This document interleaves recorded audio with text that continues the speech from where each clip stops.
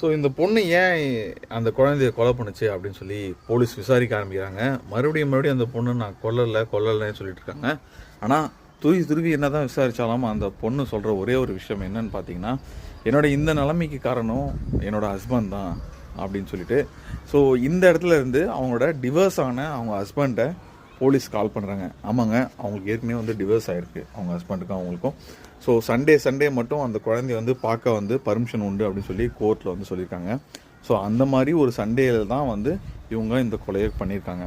So police இந்த நிலைமைக்கு காரணமானவர், இந்த நிலைமைக்கு அவங்கள தள்ளப்பட்டது அவங்க ஹஸ்பண்ட் தான் முழுக்க காரணம்னு சொன்னதுனால அவங்க ஹஸ்பண்டை விசாரிக்கலாம், இவங்க ஒழுங்காக எதுவுமே சொல்ல மாட்டாங்கன்னு சொல்லிட்டு அவங்க ஹஸ்பண்டை கூப்பிட்றாங்க.